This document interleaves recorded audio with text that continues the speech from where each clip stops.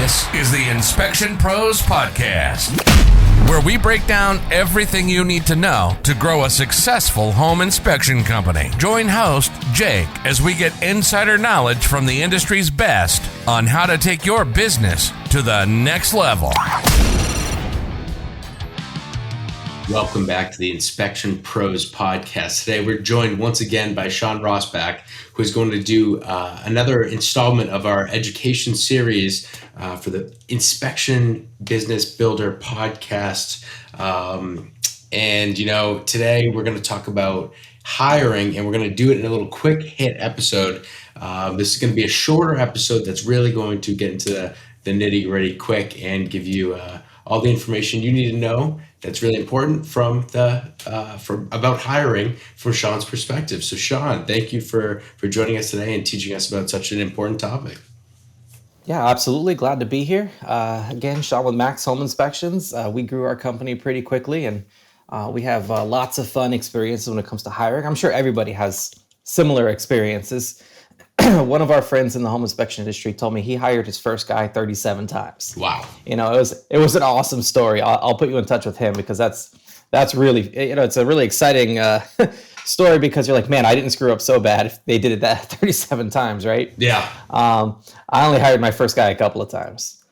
So it all started back when we started the company. It was pretty much our intention to grow and to grow rapidly. Mm-hmm. I'm not going to say blitz scaling was our goal, but to grow really fast and make a bunch of money, right? Like that's the idea that we kind of ran with here. So as soon as we got started, we're like, oh, we're busy, and the busyness kind of just led to stuff getting, the calls would be like this. How am I supposed to do that? I'm supposed to be here, here, and here all at the same time. And, by then it's probably too late. You probably should have hired somebody in advance, but we were really tight on cash, and I would be out of the house at like 6 a.m. and I would get home at like 10 o'clock at night and then work again until like 2 and then repeat. I'm sure a lot of us out there have a very similar story when it comes to grinding it out, especially if you listen to the last podcast. We started -16, -30 in the hole, worked our way out of it. And we were so far behind that we had to do something. So naturally, I looked around me and I go, who can help? Who can really who can get this done quickly? Who can I trust? And the first hire that I made was my brother. Mm-hmm. I love him dearly, and I have two brothers. He's the middle brother. I'm the oldest, and he's always looking for what's next, but it wasn't a good fit for us. I hired him at a previous thing that we did, and it didn't work out. It worked out very, very poorly. But I go, he's my brother. I got to give him another shot. Mm-hmm. I still love the kid, and I'm out to help him whenever I can, and I still will. But, I wouldn't hire him again ever. It's kind of funny at this point. So I called him and I go, hey, I think I'm onto something. I made a couple of bucks. I have an opportunity for you. Here it is, X, Y, Z. You can become a home inspector. I can get you your license within 30 days. I can coach you through the process. I can run you out there and train you. I'm going to spin my wheels and take my time, and, you get to shadow me, and you're getting, he was legitimately getting a $10,000 crash course education on how to be a home inspector and make some money really quickly. So smart move on my point, right? But I'm like, he can do it. He's a smart kid. He's 6 years younger than me. So he goes, I'm not doing anything else. He was trying to actually become a magician, which he's legitimately pretty good at, but his business sense is not great. It wasn't at the time. So he goes, I guess I'll do it. What does it take? And I paid for the license for him. I paid for the training. I brought him along. I showed him the business. I showed him everything. And I'm like, all right, do you think you can do this? He's like, sure, I can do this. So one of the things that I've learned over time is you can teach anybody anything if they want to learn. And it doesn't matter what industry you're from before.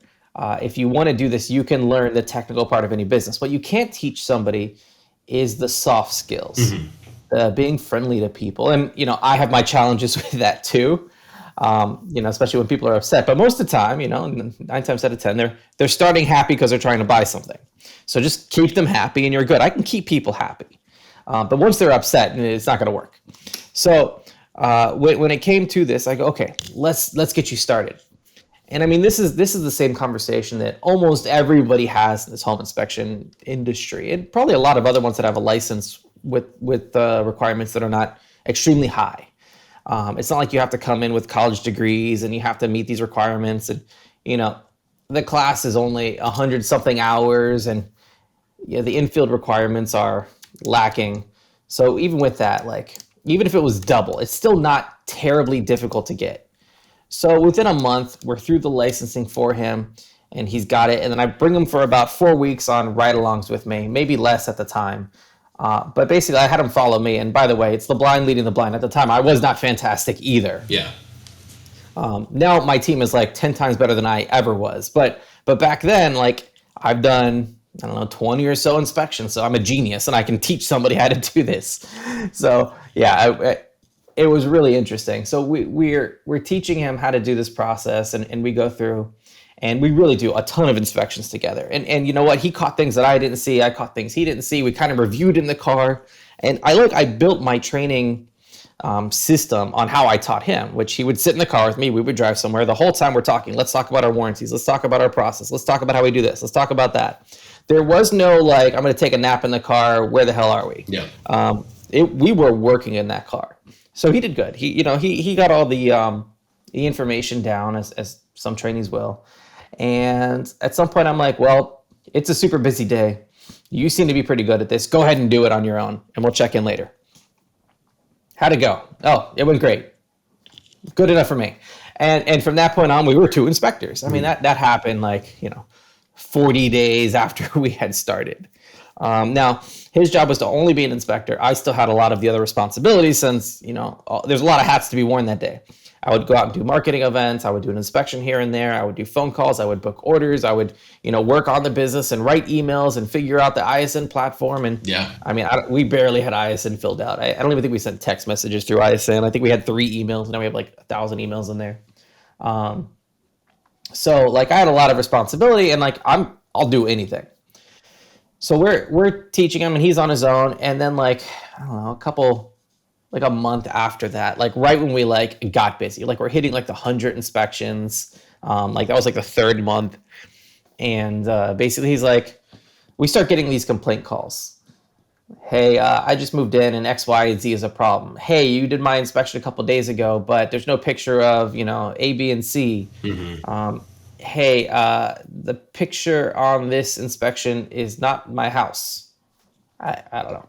I don't know how that could happen, but it doesn't matter. The actual inspection was the right one, but the cover photo got messed up. I don't know if the software issue or who knows. So we had to send him back, and he would go back, and then he went back and did a couple of them, and we had to refund some of them. We just couldn't make them happy. We really didn't know how to work everything very well. And then, someone's just starts yelling at us, and I was like, look, I'll go there and I'll just do your inspection again. I'm not busy today, so I'll make it happen. And then I go out there, and we have a green bag, which if you reference the website, maxhomeinspections.com, you'll see the green bag.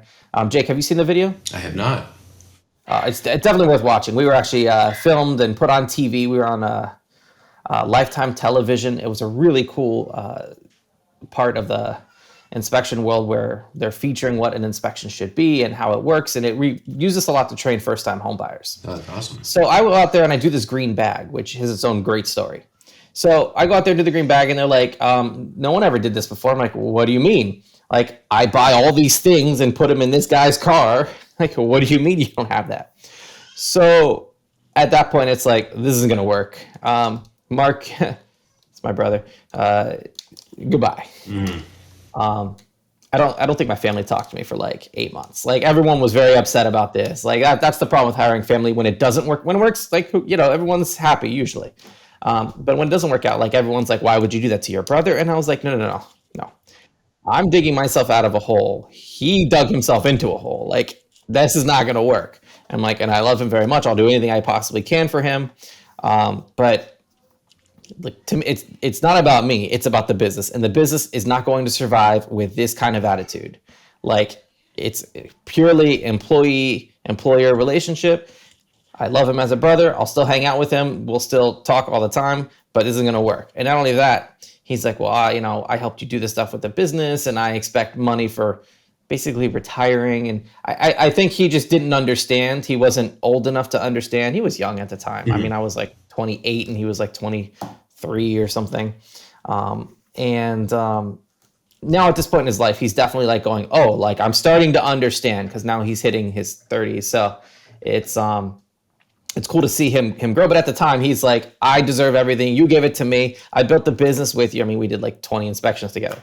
I built the business with you, and I demand X, Y, and Z. And like, sorry, that ain't gonna happen. First off, no. Second off, that's not gonna happen. Third off, you don't own anything. So it was a very difficult conversation. The family took a while to get over it, but sorry, I have stuff to do. So it was definitely a challenge, and I really wish it had turned out differently, but it's okay. And he's starting to do some projects on his own now, so I'm there to help him and support him on that. But it wasn't a good fit. He didn't like that. He's since got some really good jobs in IT, and I think he's learned to be nice to people from just people being jerks on the phone. So it didn't work, and we had to refund. I remember that we had to refund a couple inspections. It was just created such a big hassle. And I'm not saying family doesn't work out. We actually have a couple other family members that worked with us in different departments of the company. They still work there. They're great, but I just don't think he had the maturity level to handle the responsibility. And being a home inspector, you really do need to be a little more responsible and driven. I think you need the drive, especially when you work for somebody like me. Like, if lead me, follow me, or get out of the way. Like, that's. Like you have to be moving, or you have to be following me, or this doesn't work. I'm a very my wife calls me the bulldozer, because I'm like, this is getting done, I'm going to go through a wall. Like, I don't get stopped. Like, but we have to do that. So when you don't act in accordance like that, it becomes very frictional. And especially when I'm like, look, I don't care. You can make mistakes. You can make all the mistakes you want. It can't be the same mistake twice. And we identify a mistake, go fix it. Yeah. And I see a slight issue is that you're wearing all the hats here. You need to fill a need, and you were hoping for a hire with instant impact, correct? So how somebody that I trusted, right? You're like, I know he's so smart. He's so intelligent. And like, he's a problem solver. He can see stuff. And if I'm going to tell you, if I would have bet who would be the better inspector, it's not me, it's him. Like, he is detail. Like, I have a very hard time with detail. But exactly, like, we need to fill that spot. Like, there's a gaping hole here, and I'm so busy. The home inspection industry is highly competitive, and you need an edge to stay on top. You certainly can't afford to give profit away for no reason. But what if I told you credit card processors may be overcharging you and robbing you of profits you've worked hard to earn? It's time to put an end to being overcharged for payment processing. It's time to take back your profits. That's why we've put together a free report, How to Avoid Being Overcharged by Your Payment Processor. Head over to takebackyourprofits.com, download the report, and put an end to being overcharged for credit card processing. You've worked hard for your sales, and you deserve to keep it. What are you waiting for? Go to takebackyourprofits.com and download your report today. I guess two things here is one, so you've done this, you're expecting the instant impact, you need the instant impact, and it's going the other way. Does that teach you a real big lesson up front on that first hire there, where you say, hey, we need to figure out what it takes to get that instant impact? That didn't occur for months. So because of we're just making this as short as possible to get the most value out of it for people, I'm going to jump to our second employee. Yeah. Our second inspector employee, we had a couple others that came through and started doing office work with Sylvia, because she's way better at everything than I am. Legitimately, you probably want to interview her on like advanced hiring practices. Okay, we'll get but her stories are probably less hilarious than mine. So our second employee we hired, I was gifted an employee. It was a surprise. Surprise, you have an employee. Like, what? Like, how does this happen? So we talked about our business partner who had an incident, fell off the roof, and like it did not work out well for him early on. So when his wife gave me his number so I could help business and like, look, I'm going to give you 20%. I'm going to give you a portion of all money that comes in. We'll keep track of it. I'll sit down every week. So we did that. The next day, I told you, I got this call from this very angry man. Yep. Very angry. I'm stealing the business. I'm doing this. And I was like, whoa. I took him out to lunch. I was like, look, it's fine. You can be upset. I've had this relationship with years. No one knew you even existed. His wife didn't know you existed. she already made the decision. You can go tell her, I'll give the phone number back to you, no problem. But like, as it stands right now, this is how it works. And I'm like, but I take care of the people around me. I take care of them. I'm good friends with them. I'm not out to hurt anybody. How much were you making? Great. It's matched. You're going to do the same job. You're not losing anything. You got it covered. And I mean, I just rolled him into the beginning. And I quickly learned that he was not at the level that I wanted him to be. I don't want to talk negative about him because he has a lot of great personality traits, and he was like a fantastic person to have at an inspection. Like, everybody loved this guy. I can't say he was the most detail-orientated guy. But those soft skills you were talking about earlier? Those soft skills were incredible. This guy got tipped hundreds of dollars at every inspection. Wow. This guy got tipped artwork worth thousands of dollars. He got people's couches they gave him. Wow. I'm just like, please stop. You can't take couches out of an inspection. No, and these people were like, oh, like best friends, like goes to people's barbecues. And like, I watched them. I'm like, I need to be doing this. This is like, I learned my soft skills from him. And this guy, he was with us until he retired. I was not going to get rid of him. We definitely refunded inspections. We definitely paid out on them. But you know what? Like, almost everybody was happy just with us acknowledging it. We learned a lot from this. So our second employee that we had was definitely not the best. And he had this issue where he can't use computers, and like, we designed our systems we run today because of this person. Mm-hmm. So I worked with our software and we worked with our processes, and I go, how do I make it so this man, who is the soft skill genius here, but can't handle some of the new computer things that are going on in the world? I went from young guy to, older guy. And I'm like, how do I make it so that, he can do this job? Mm-hmm. Like, I can't take away this job from him. Like, I made a promise to him. Like, I'm going to make this work. Not to mention, you got to go home and fill out reports on the computer. How do I make that work? Because I spent 2 days, like 8-hour days, click the mouse. No, click, no, the other click. No, the other one. No, scroll the, oh my God. Like, we took the computer back to Best Buy. Oh, wow. Yeah, like that's what happened. So we worked out, here's the process. We go around the house one time. Here's the checklist you're going to go through. Here's what you say. Here's the scripts. You're not going to say something different. This is what you're going to say. Here's the cooler with water. Take a picture of this, take a picture of that. Do X, Y, and Z each time.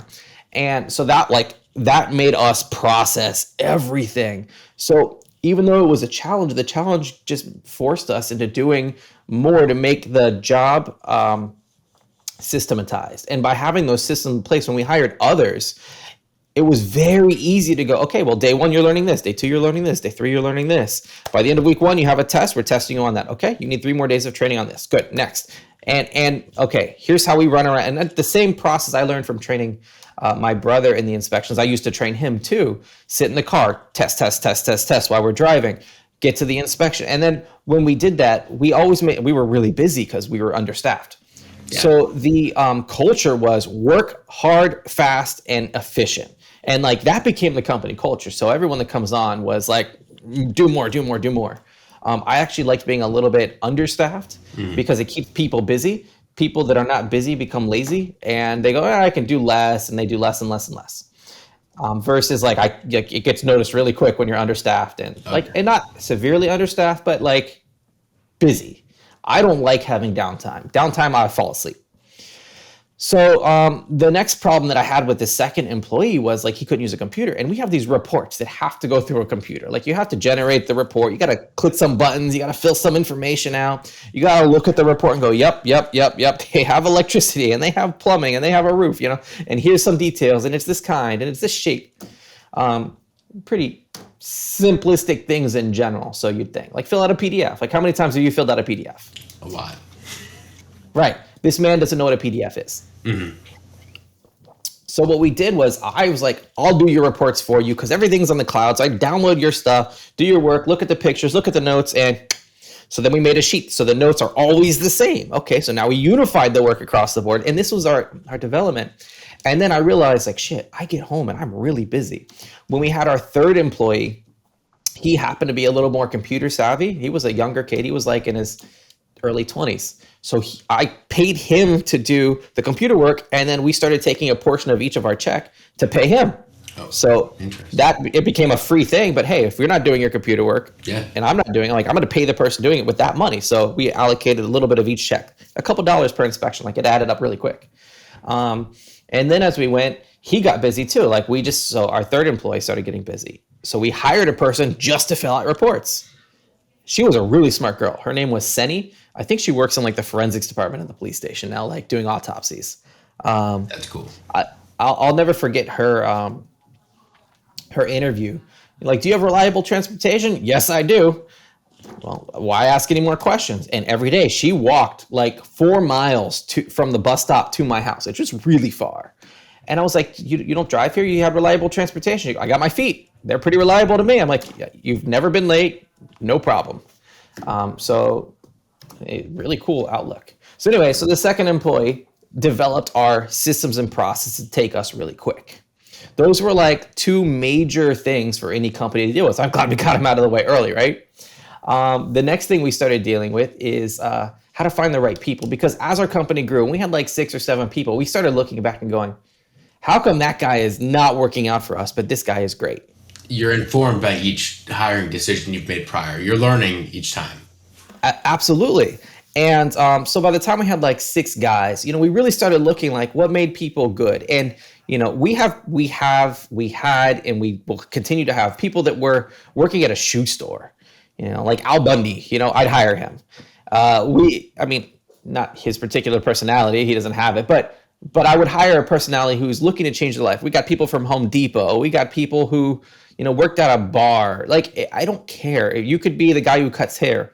If you're looking for a career change and you want to make an impact and help people and get those smiles and have a really fun job, but are not willing to work hard. Are willing to work hard and not afraid of that, not afraid of working hard. Let's have a chat. And then, so we started going through this and we started doing these disc profile tests. By the way, anything that's like technical like this, Sylvia discovered and figured out. I'm just, standing on her shoulders and talking about how great it is. Yeah. Because I'm loud and exciting here. She is very much the genius behind everything. And I don't think she likes to stand out in front and talk about this so much. But I definitely want to talk about her because these little things, these little details were because of her. And the role that she played was she would ask questions, which I think we should probably have a podcast that talks about working with a personality profile that's different than yours. For instance, I'm very positive outlook, hey, like glass half full, glass overflowing. No, I'm so far beyond the glass here. And she's like, hey, the glass is half empty and we got to do this and we got to make sure and we'll look out for that hole. Mm-hmm. And we used to really come at ends, but I think that'll be a good podcast for us in the future. Absolutely. Because working with somebody who has a different outlook can really change how you do stuff. So she's looking at this and going, how come this doesn't work? Mm-hmm. Like, what do you mean? He's fine. And she's like, no, he's not. This guy gets more complaints than anyone. We pay out more on this guy than anyone. This guy over here, nobody complains about him. He gets all the 5-star reviews. Why? So we started looking. And the personality profiles, we do it at everybody that works at our company now. And it's nothing that needs to be excluding somebody from a job. It's meant to better understand them so you can explain to them whether you believe it's a good fit for them, explain how it's going to affect them and their personality. For instance, if you put my personality profile behind an Excel sheet all day and told them to do accounting work, I could do it for a little bit and I'll do an all right job. But eventually I'm like, I can't be here. Like, this is not going to work for me. I need to be around people that I can influence and help. And it's a different profile. So if you're not familiar with the DISC profile, there's 4 letters, D-I-S-C. D is like the driver. This is the person who's going to ask questions that you need to give like a 1-word answer to. What time is it? It's this time. What color is it? That's red. Would you buy this house? Yes. Like end of story. Like, I don't want anything. What time are you going to be here? How much does it cost? That they're making their decision in a quarter of a second. Like, that's it. So that's a driver. They're usually the people that make big decisions quickly. And that's a personality profile. You don't need to give them a lot of information for them to make a decision. It can be right, it can be wrong. That's not the point here. The point is that's who they are. The I personality is super fun. These are the marketing reps. These are the interpersonal skills. These are the people that go out there and just like shine. And you're like, whoa, like it got bright in this room real quick. You know, they walk in the room and they're, hello, everybody. And you're just like that super extrovert. So those personality types, they're super fun. But if you say what time it is, they're telling you a story about how the watch was invented. And, you know, then it just was like, here's the story of my day so far. And you're like, I just asked how you were doing. You know, I expected fantastic. Let me talk about what I want to talk about. But these I personalities are really going out there and, you know, making people smile and telling you a story. And, you know, they're going to ask questions that really pertain to long-winded answers. They're not going to be satisfied with a short answer. The S personality is going to be the protector. They're going to be the mom. I want to protect everyone. Is everyone going to enjoy this? Is this house safe? So those kind of questions. So you can kind of understand who you're dealing with. This S personality is somebody we want as an inspector. We definitely want this S because they're going to come in there. They're going to care about the persons on the other side. So they're going to be like, hey, look, what questions do you have? How can I help you? Again, everyone's personality is a little bit of all of this. And the best people out there, the ones where you deal with them and you're like, man, I always love that guy every single time, are usually because they're going to adapt to you. So as a D and as a D personality, a DI is really my personality profile. I'm going to react really well to a DI, somebody who is super friendly. But when I'm like, I need this answer, this is the answer I get. Great. I need you to do that. I'm doing that. Great. But I want somebody to be friendly, and I want somebody to, you know, hey, you know, when I want a story, I want to hear the story, and I want to tell a story. But like, they need to be able to adapt to that.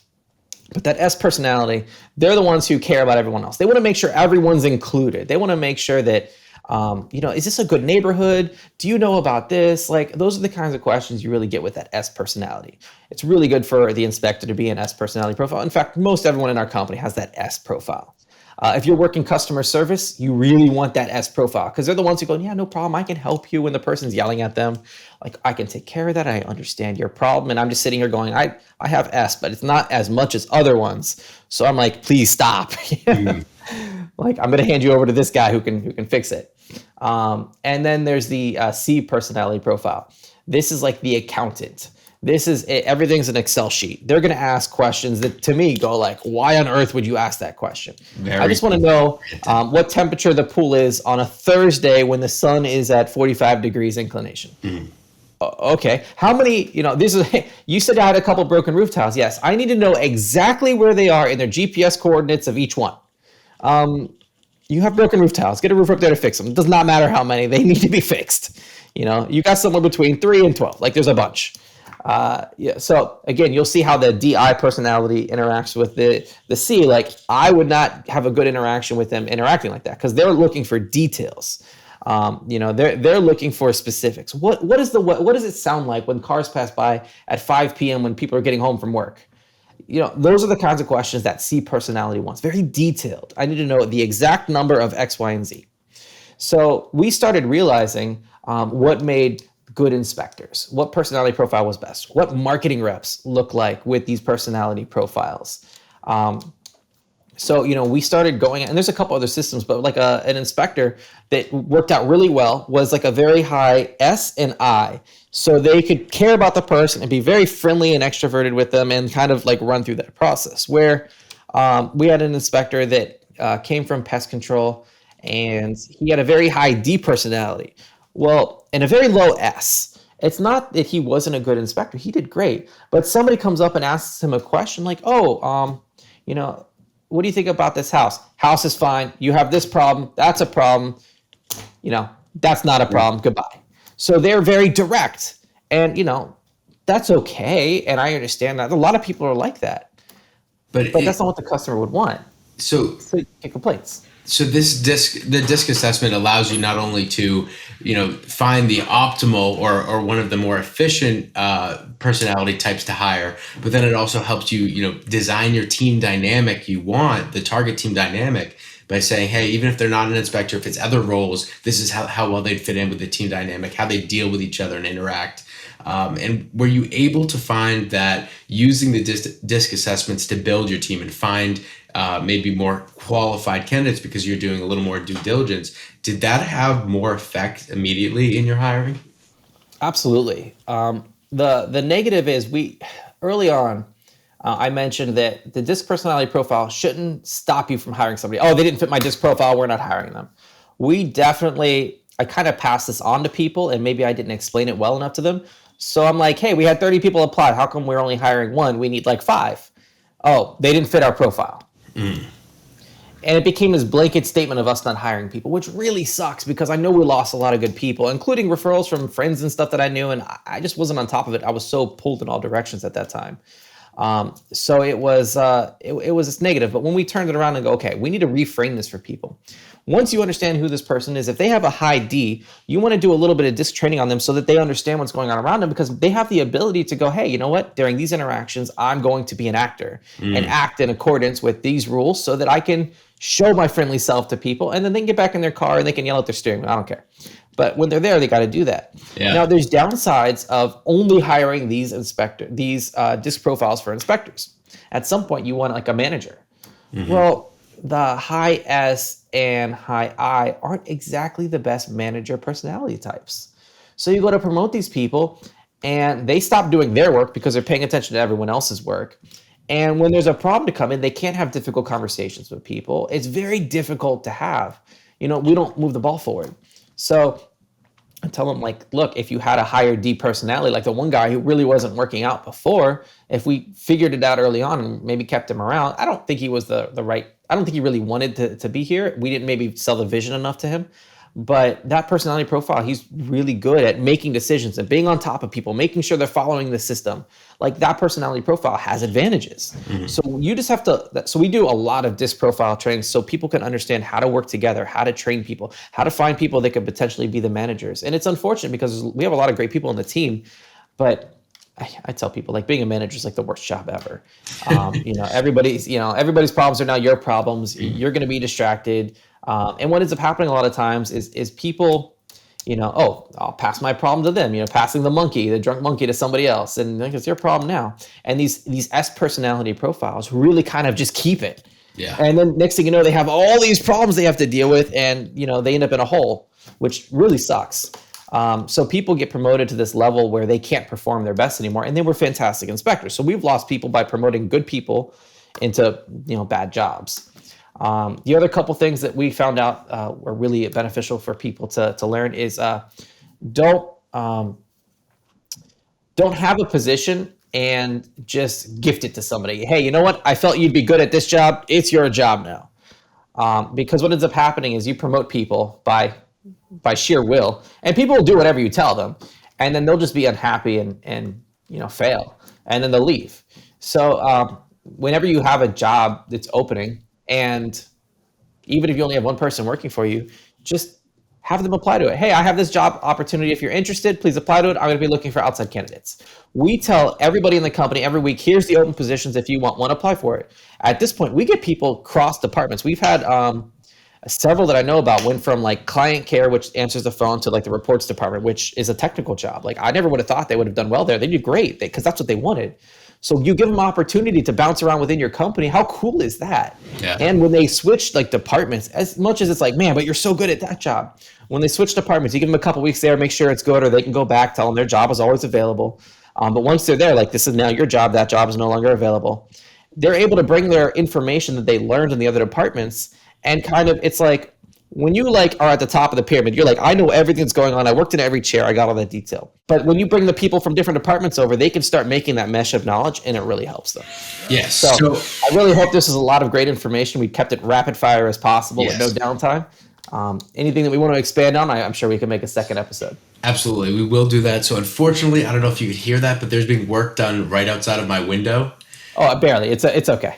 All right. So we're going to wrap on this quick hit episode that was a little over 30 minutes. It was perfect for a little intro into the hiring space. And we'll tackle this. It sounds like the DISC assessment is something we're going to have to get into. And we might even have to bring in Sylvia into this episode for her expertise as well. So thank you so much, Shawn, for this little quick hit educational episode on hiring, and a lot of good lessons and some great stories in there. So we really appreciate you joining us for that. Well, glad to be here. Keep in touch, and can't wait to do the next one.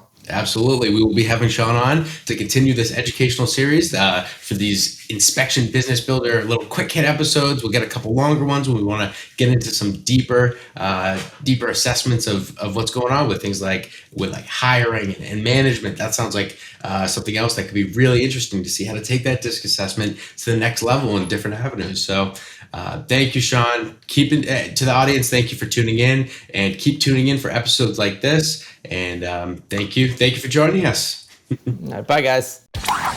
Thanks for listening to the Inspection Pros Podcast. If you haven't subscribed, go ahead and smash that subscribe button. And don't forget to hit the bell so you won't miss our next episode. This episode was produced by Jake Aronson. This has been a Pair Payments production.